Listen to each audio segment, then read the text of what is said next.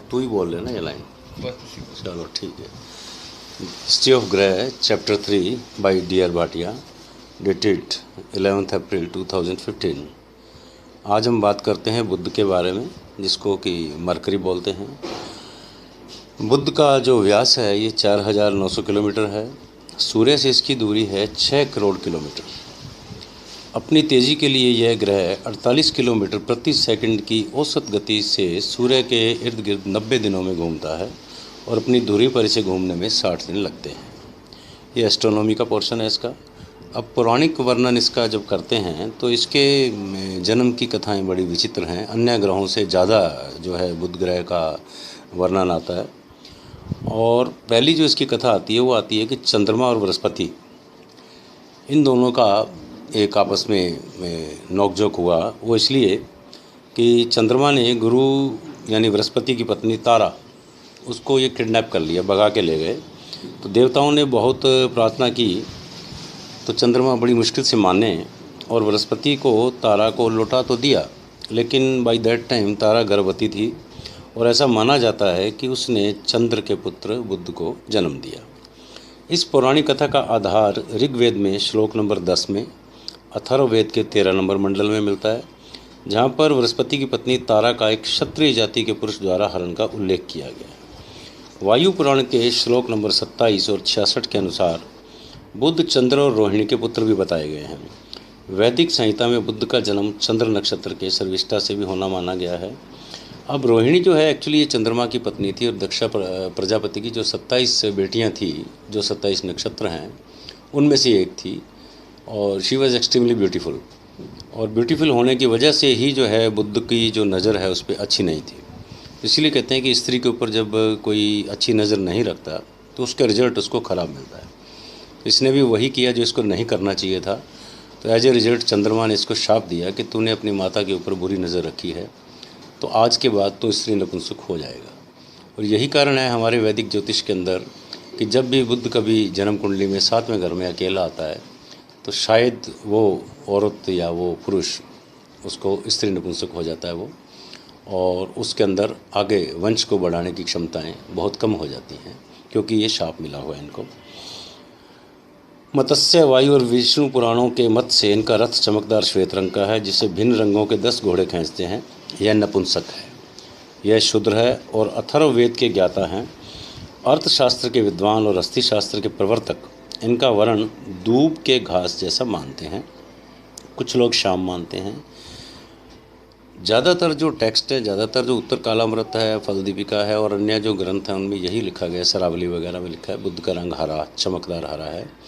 और लाल किताब के जब हम रेमेडीज़ वगैरह बताते हैं तो हम इसको बुध को बड़ा एक जीवंत ग्रह मानते हैं वैसे। और जितनी वनस्पतियाँ हैं ये सारी की सारी बुध के अधीन हैं। तो इसलिए बुध जब भी किसी कुंडली में किसी अच्छी जगह पर बैठा हो, किसी अच्छे ग्रह के जैसे सूर्य के साथ बैठने से बुध आदित्य योग बना देता है, तो ये माना जाता है कि वहाँ पे एक बड़ी खुशहाली आती है। बुध का रंग चूँकि हरा है तो इसके उपचार के लिए भी हम हरा जो है, हरे रंग के पर्दे जैसे कमरे में लगवाना, ऐसे उपचार भी करवाते हैं। और इसकी शांति के लिए हम, जैसे बुध मीन का आ गया तो हम क्या है कि उपचार के लिए गऊ को कहते हैं कि हरे रंग की घास डालो, फोका कद्दू डालो या ग्रीन रंग का पेठा डालो, इस तरह के उपचार भी करवाते हैं। उसमें क्या है कि हरे रंग का दान हो जाता है, वो भी बुध का ही दान माना गया है। और बुध के लिए इसके अलावा एक उपाय और भी हम करवाते हैं कि जैसे हल्की बरसात हो रही हो तो उसमें किसी नारियल का जो गट्ट होता है उसके अंदर 7 प्रकार का मीठा भर के, बुरादा है, चीनी है, पतासे वगैरह भर के, अगर आप उसमें कच्ची जगह पे किसी ऊपर ऊंचे स्थान पे गाड़ दो उसको, उसका मुंह खुला रख दो, तो उसमें एक एक चींटी जो है वो एक एक दाना लेके जाती है। वो एक तरह से लंगर होता है। जैसे हम लंगर करते हैं बड़े लेवल पे, वैसे एक तरह से लंगर होता है। तो उससे भी एक बुध को शांति मिलती है। इसके अलावा भी जैसे कमर पे हम बेल्ट बांधते हैं तो इससे भी बुध का उपचार होता है।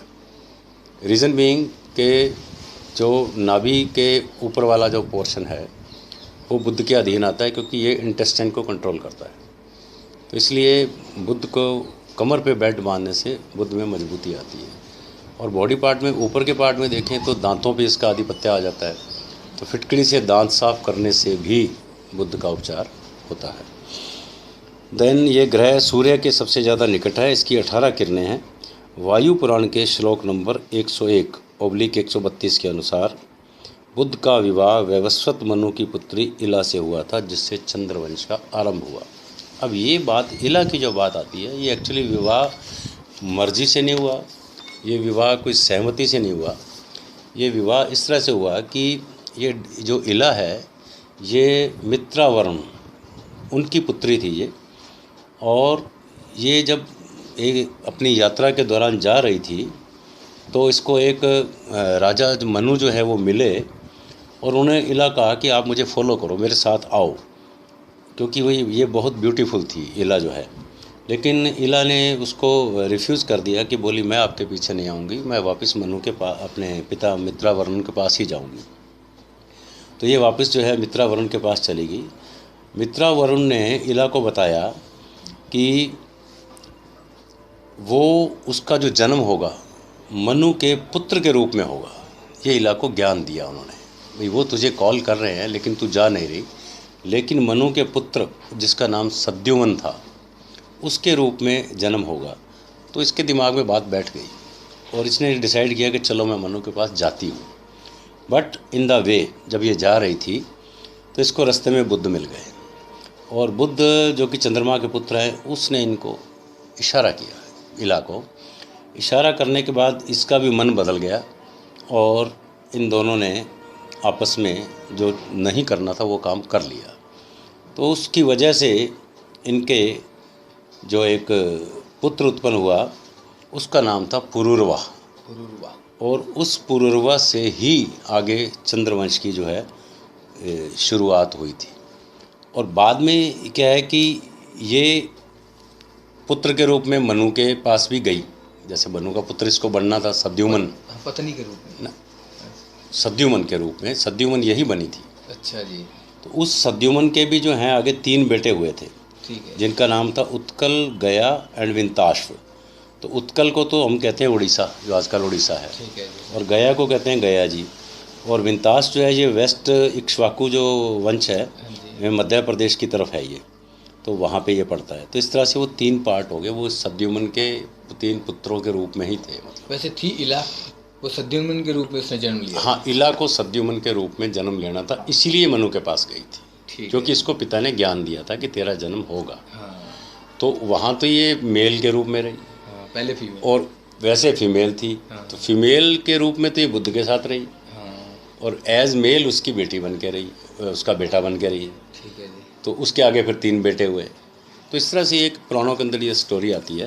बट चंद्रवंश की जो शुरुआत हुई ये बियॉन्ड डाउट है, वो इला और बुद्ध के संयोग से हुई थी। अच्छा फिर पुरुरवा से आगे जो चंद्रवंश आया, जिसमें द्वापर में कृष्ण जी आए, सब आए, वो चंद्रवंश में थे। अब इसका जो है देखा जाए तो संरचना देखो जी, परमात्मा जी कृष्ण जी भगवान, पर शुरुआत नहीं, ये पुराणों में यही एक ऐसा करेक्टर आया। मैंने काफ़ी इसकी स्टडी भी की है, एक्सटेंसिव स्टडी की है, लेकिन जिसको कि दोनों मेल एंड फीमेल दोनों वर्शन थे ये इला के, ये एक ही करेक्टर मैंने ऐसा पढ़ा, हो सकता है और भी हों, बट अभी तक मेरी नॉलेज में यही है इला। वैसे मैं गल कह रही चंद्रवंश एक तरह नजायज तरीके नाल पैदा किया हुए औलाद तो शुरू हुआ है। देखो बिल्कुल, प्रभु ने भी, विष्णु ने भी उससे जी लिया जी अपना।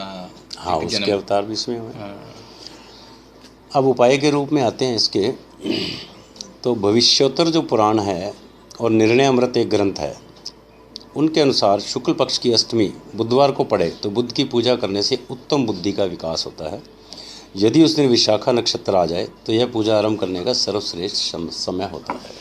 विशाखा नक्षत्र होता है इसका गुरु का, जुपिटर का। हाँ, देव सभा में बुद्ध ने राजकुमार होने का स्थान प्राप्त किया। ये राजकुमार का अपन डिस्कशन पहले कर चुके हैं। मानव के जीवन में विद्याभ्यास का मुख्य समय कुमार अवस्था ही होती है, और यही उसके भविष्य की नींव तैयार करती है। यही समय बुद्ध के प्रभाव में होता है, जिसके फलस्वरूप हम अपनी बुद्धि को सुमार्ग पर या कुमार्ग पर लेके जा सकते हैं। मैकाले की दी हुई शिक्षा पद्धति से हमारी संस्कृति कहाँ से कहाँ आ पहुँची है। इस पद्धति से हमारी संस्कृति यानी बुद्ध देवता का कमाल है। वैसे आज के संदर्भ में अगर बात करते हैं तो बुद्ध टेक्नोलॉजी का कारक है। ये जितने भी आपके कंप्यूटर साइंसेज हैं, कंप्यूटर कोर्सेज हैं, या आपके जो मैथमेटिक्स भी इसी में आता है। तो ये सारी लाइनें, आजकल की जितनी लाइनें हैं मॉडर्न, इन्फोसिस वगैरह ये कंपनियां जो हैं सारी, ये सब बुध की वजह से चल रही हैं। टेक्निकल अकाउंटिंग हाँ, लाइन से। टेक्नोलॉजी मतलब शनि और बुध दोनों का कमाल है। ठीक है जी। शनि तो है हैवी टेक्नोलॉजी, हाँ जी, और बुध जो है थोड़े नीचे लेवल की टेक्नोलॉजी। Middle level technology. वही सिस्टम जैसे यहाँ भी हमारे शरीर में भी टेक्नोलॉजी है, हाँ जी, तो जो बड़ी जटिल टेक्नोलॉजी है नर्वस सिस्टम की, वो तो हमारा शनि। शनि कंट्रोल करता है ब्रेन को, ठीक है जी। और बाकी नर्वस सिस्टम बुध कंट्रोल करता है, ठीक है जी। जो लोअर पार्ट है। हाँ तो ये सेम चीज़ आगे इसमें यूनिवर्स में भी है। हाँ जो हमारी बॉडी में है वही हमारी यूनिवर्सिटी में है, हाँ ये यूनिवर्स के अंदर है। और इसी का आपको मैं आगे बताऊंगा। जैसे प्राणवायु 5 प्रकार की मैंने आपको बताई, वायु जो है हमारी बॉडी में 5 प्रकार की है, तो वो 5 प्रकार की जो इनर वायु वो ही हमारे यूनिवर्स से भी अटैच है। ठीक है जी। वो आपको अगले चैप्टर में इसका बताऊंगा। देन बुध से प्रभावित व्यक्ति कैसे होते हैं। मकाले कौन सी जंग का मकाले? निकाले तो एक एजुकेशनिस्ट है, एजुकेशन कोई शिक्षा का इसने कोई वो एक रूपरेखा दी कि इस तरह की होनी चाहिए। विदेशी था, फॉरेनर था हाँ, ये? पैटर्न था, एजुकेशन का पैटर्न देने वाला था। उसने इंडिया पे इंडिया शोध किया पे, था हाँ पुराने जो हाँ हाँ बिल्कुल। सभ्यता पे। पहले तो यहाँ अपने लोग वो अनपढ़ ज़्यादा थे ना, हाँ तो इसने अपनी एक वो दी पद्धति उसके द्वारा फिर। ठीक है जी। बुध का रंग धूप के समान सांवला, त्वचा सुदृढ़, मोटे केश, मोटे नाखून और बड़े दांत वाला होता है। कमर मोटी, तोंद वाला शरीर होता है। हाथ मोटे होते हैं, आंखें कबूतर जैसी कभी कभी लंबी और बड़ी भी होती हैं। इनकी प्रकृति मिश्रित होती है, यानी वात, पित्त और कफ तीनों होते हैं। चाल बिल्ली की तरह, होठों पर जीभ फेरता रहता है। रजोगुणी, हंसमुख, मजाक पसंद परंतु मासूम, यह बुध के करैक्टर है। मतलब हाँ, जो बुध से प्रभावित व्यक्ति होगा ना, उसमें ये वो ऐसी गहरी बात मजाक में कहेगा, खुद नहीं हंसेगा, हाँ। दूसरा आदमी हंस के लोटपोट हो जाएगा। ये बुध वालों का कमाल होता है। मासूम और लेकिन डरपोक स्वभाव का होता है। नकल उतारने में कुशल और कार्यचतुर होता है। मधुर वाणी वाला, किसी को भी अपनी बातों में अपना साथी बना लेता है। खाने पीने का शौकीन, अशुभ रूप में दूसरों को हानि पहुंचाकर पसंद होता है। शरीर की प्रसन्न होता है। शरीर की त्वचा, जीभ, खोपड़ी, दांत, आंत, इंटेस्टाइन आ गई, नाक का सिरा, हड्डियों पर, नाड़ियों पर इसका अधिकार है। नाड़ियाँ मीन्स वही नर्वस सिस्टम आ गया। मित्रता, नकल करना, लेखन शक्ति, खुशामद, जी हजूरी, बोलना आदि क्रियाओं को संचालित करता है। अब इसके राशि संबंध की बात करते हैं। बुध मिथुन और कन्या राशियों का स्वामी है। कन्या इसकी उच्च राशि है और मीन इसकी नीच राशि। ग्रहों के संबंध की बात करें तो इसके मित्र हैं सूर्य, शुक्र और राहु। शत्रु है इसका चंद्र। अब चंद्र में भी ये ऐसा है कि चंद्र को ये शत्रु मानता है, चंद्र इसको शत्रु नहीं मानता। ये भी एक गौर करने की बात है। ये मानता है, ये वो तारा के कारण नहीं होगा जी? नहीं, ये रोहिणी के कारण है। चंद्रमा रोहिणी के कारण तो चंद्र को बुरा मानना चाहिए था, क्योंकि भैया तूने नहीं, उसने तो भुला ही दिया ना। अच्छा। उसने तो भुला दिया बात को, लेकिन इसके मन में इन्फीरियरिटी कॉम्प्लेक्स था। इसको ये था कि मैंने गलत काम कर लिया, तो ये उससे बैर रखता है अभी भी। ठीक है, चलो। और सम ये है मंगल, गुरु, शनि और केतु के साथ। अब लाल किताब की दृष्टि में बुध की बात करें तो बुध वनस्पति जगत का राजा है, ये हम पहले बात कर चुके हैं। और मस्तिष्क और बुद्धि के काम, व्यापार, हुनरमंदी, हस्त कौशल सबका ये लॉर्ड है।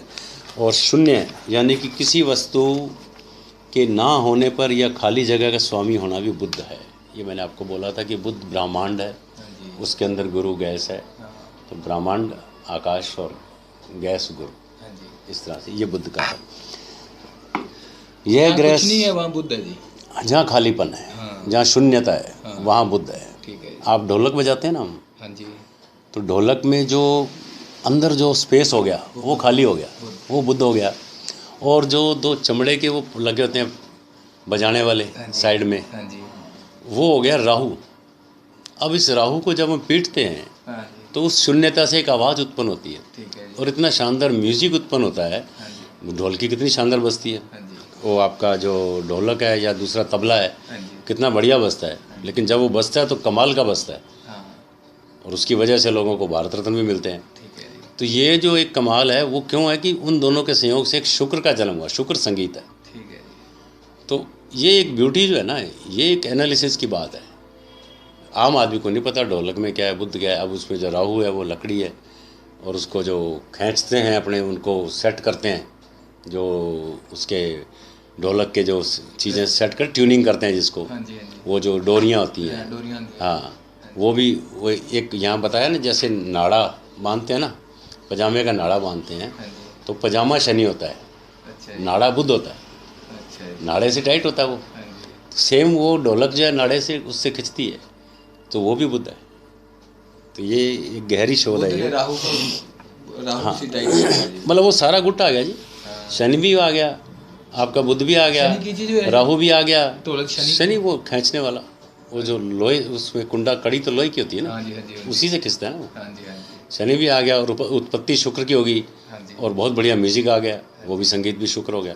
तो पूरा का पूरा गुट आ गया ये, आ गया जी। इनके गुट का पूरा खानदान ही आ गया। अंदर गुरु भी बन रहा है, गुरु तो नहीं बन रहा है। नहीं, गुरु इसमें नहीं है, नहीं है इसमें गुरु नहीं है। नहीं है जी। बुध अकेला बैठा हुआ बुध निकम्मा और शक्तिहीन होता है। ये भी एक देखा गया है कि बुध अगर अकेला 12वें घर में हो या दूसरे घर में हो, वो व्यक्ति बकवास बहुत करता है, ठीक है। बोलता बहुत है, चुप नहीं होता। और 12वें घर के व्यक्ति को कई बार कारावास भी भुगतना पड़ता है, क्योंकि 12वां घर इम्प्रिजनमेंट का है, जेल का है, ऐसा भी देखा गया है। और 7वें घर में अकेला बुध तो इम्पोर्टेंसी क्रिएट करता ही करता है। प्रायः जिस ग्रह के साथ बैठता है उसे अपनी शक्ति दे देता है, अशुभ ग्रह के फल को और अशुभ कर देता है, और अशुभ कर देता है, और शुभ ग्रह के फल को उत्तम कर देता है। अपनी शक्ति दे देता है जिस ग्रह बिल्कुल को। बिल्कुल, हाँ। अच्छा। सूर्य के साथ बैठने पे विशेष उत्तम फल देता है, जो कि बुध आदित्य योग बनता है, आपको ये तो बताया। नॉर्मल है। हाँ, तो परंतु शर्त यह है कि साथ में सूर्य के शत्रु ना बैठे हो, नहीं तो बुध का फल अशुभ हो जाता है। शरीर में दांत, यह भी बात हुई थी हमारी, नसें, नाड़ियाँ, इनका स्वामी बुध है। बुध का साधारण उपाय है कि तांबे के टुकड़े में सुराख करके चलते पानी में डाल दो, ये बुध का साधारण उपाय है। अंकल जी, अगर सूर्य और बुध का योग बैठा हो और बुध बढ़िया ना बैठा हो, मतलब बढ़िया नीचस्थ हो, तो अशुभ फल ही बढ़ाएगा। अब मान लो सूर्य मीन राशि का है हाँ जी और साथ में बुध बैठ गया, तो बुध तो नीच का हो गया, हाँ जी तो वो उल्टा, वो बुध आदित्य योग तो बना, हाँ जी, लेकिन वो माइनस साइड में बना, प्लस साइड में नहीं बना वो। ठीक है जी, उसका फल उल्टा ही चलेगा, सही नहीं चलेगा, अशुभता और बढ़ जाएगी। हाँ जी और वही सूर्य कन्या राशि का है हाँ जी और साथ में बुध बैठा है, तो बुध की उच्चता हो गई, हाँ जी। तो अपना पूरी पावर उसको दे देगा, सूर्य को भी, और बड़ा जबरदस्त योग बन जाएगा। उधर पॉजिटिव पावर, नीच बैठ के आती नेगेटिव पावर। बिल्कुल बिल्कुल। हाँ जी बुध खाना नंबर 1 में हो तो चंद्र खाना नंबर 7 में हो तो जातक नशेबाजी का सरदार और जुबान का चस्का उसे बर्बाद कर देगा। बुध खाना नंबर 3 में हो तो हर रोज़ फिटकरी से दांत करना सहायता देता है। बुध की चीज़ें जैसे बकरी का दान करना, पक्षियों की सेवा करना, ये अच्छा रहता है। बुध खाना नंबर 9 हो तो नाक छेदना सबसे उत्तम उपाय है। ये मैंने आपको बताया था कि लड़की के लिए खास तौर से उसका अगर नाक छिदवा दिया जाए तो उसका बुध और चंद्र दोनों ही मजबूत होते हैं। चंद्र इसलिए होता है कि वो जो नथ डलवाते हैं वो हम चांदी की एक पत्ती डलवाते हैं, ठीक है जी, तो उससे डालने से मतलब जो है वो लड़की का विकास भी अच्छा होता है और उसकी बुद्धि बहुत जल्दी बढ़ती है, इसलिए ये बहुत बढ़िया उपाय माना। अगर पुराने लोग तो इसको वैसे करते थे, आजकल तो नाक छेदन करवाती नहीं है माताएं, लेकिन इनको करवाना चाहिए, ये कोई वो वाली बात नहीं है। और बुध खाना नंबर में हो तो नाक छेदन उत्तम है। दरिया के पानी से धोया हुआ पीला कपड़ा भी शुभ होता है। घर की जगह यानी ज़मीन में चांदी दबाना और शरीर पर चांदी पहनना शुभ होता है। गऊ को ग्रास देना ये भी उत्तम होता है। बुध खाना नंबर 12 में हो तो प्राणी को जान की रक्षा के लिए पहले ही उपाय कर लेने चाहिए, नहीं तो मेंढक की तरह छलांगे लगा कर चलना पड़ता है। ये है बढ़िया पॉइंट। वही बात आ गई इम्प्रिजनमेंट वाली, कैद हो गया ना वो, हाँ जी, तो कैद होने से उसको छलांगे लगानी पड़ती है। अंग के कटने पर जुबान पर काबू रखना, वायदे को पूरा करना, गुस्से की आग से दूर रहना, ये बुध के जहर से बचाता है। अब हम बात करते हैं बुध के मकान की। मकान के चारों तरफ दायरे में हर तरफ से खाली या खुला हुआ या अकेला ही होना चौड़े पत्तों के वृक्ष का साथ होगा, यानी चौड़े पत्ते हम कई बार रखवाते हैं तो उससे भी बुध मजबूत होता है। बृहस्पति या चंद्र के वृक्ष का साथ ना होगा, अगर होगा तो वह घर बुध की दुश्मनी का पूरा सबूत देगा। पीपल का वृक्ष बृहस्पति है, बरगद बृहस्पति चंद्र है, और शैतूत या लसूड़ा ये बुध होता है। ये वृक्षों के बारे में इसका आ गया। तो इन जनरल ये शॉर्ट के अंदर ये आपको बुध की हिस्ट्री बता दी। इसमें आप कोई क्वेश्चन हो तो आप आगे सोच के कल बता देना आपको, ठीक है।